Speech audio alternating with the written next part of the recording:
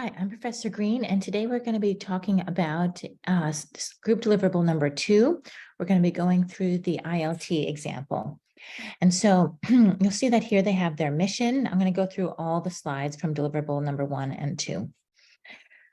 ILT will help educate the world's low literate communities with innovative and inexpensive learning technologies that can be broadly adapted. Right. And so it identifies what the mission is and, why they need to do this because there's so many low literate communities. Then we have our objectives. Again, these can be quite broad, but again, you want to connect it to the why, right? They want to educate and train with effective storytelling, provide educational resources to communities at low cost. And they want to provide for a distributed train the trainer model, suitable for the environmental and culture and environment that our customers encounter. Here they have their code of business, what they will do and what they will not do, right? So quite straightforward, never take more than we return. And then the need, we're going to go through and identify here, what is the problem that they're facing, that education reaches people with low resources. The need is that they want to have people reached with low literacy and low resources. The traditional educational processes are unavailable or not accessible. Low literacy is still low in a number of locations, as well as numeracy, where they don't understand numbers, or functional literacy, problem solving, and written language or math. And textbooks they feel that they don't work in the low literate world very often, very well. So the drivers of the need, why are they having these problems? There's social and physical isolation of customers and beneficiaries. There's a lack of formal adult education resources.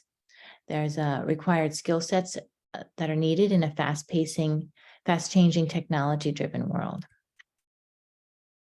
And then this is the elements of a larger context, which is often included with your geography slide, like why are they having problems in this area, or what's going on within the region.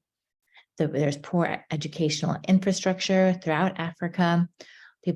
Many people live in low income. Many people live with low literacy.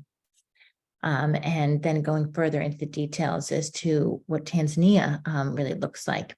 So hard to access locations with low penetrations of digital learning opportunities. So they'd really like to bring more software, more hardware to help people learn to read. Who is the customer? These are specifically homemakers looking to be entrepreneurs. So they need to know how to read. They need to know how to do math. They're going to do this in non-formal settings, in a community center, or just, small groups within the villages. They feel that this is the best way for them to contact the people that they're looking to educate. And here's their bottom-up approach. Where did they get these ideas from? From class material. That, as you see here, is the readings that we have for this course.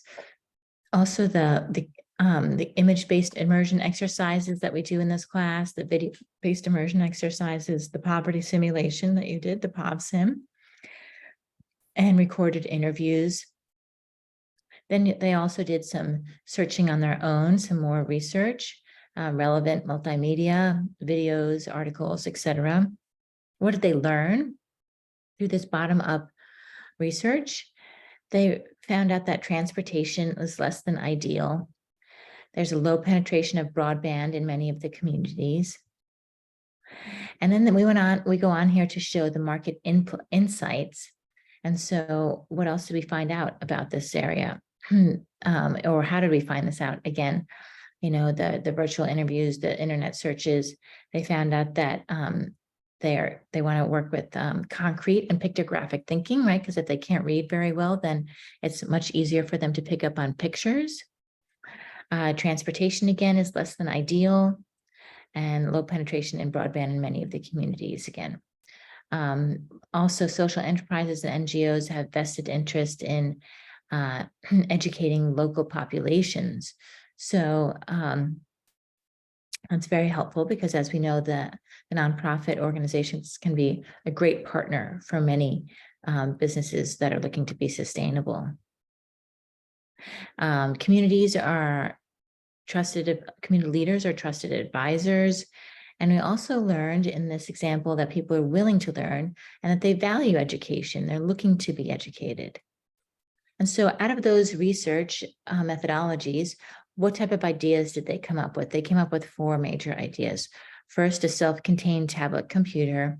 Then they thought about maybe doing a graphic novel. Maybe they thought they would present it in a theater. And then they also thought maybe they would do a movie presentation. But in the end, they decided to go with pictographic learning guides. And these are the attributes of that. It's going to be visual in its presentation. As you can see, all connecting now to their research. It's relatable, spoken communication in the native language by a facilitator. It's reusable. We talk a lot about sustainability here. The impact is now, right? Because they do a lot of concrete thinking so that they can immediate impact as a story is related, so that they can immediately see a lot how these learning guides are helping them. It's going to be low cost and it's going to be, again, sustainable.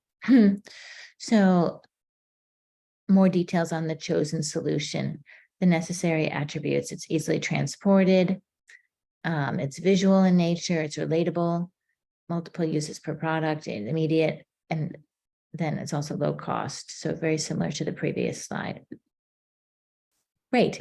And that is everything. So you should have everything that you need to do for group deliverable number 2. Again, I'm Professor Green, and I look forward to seeing your projects.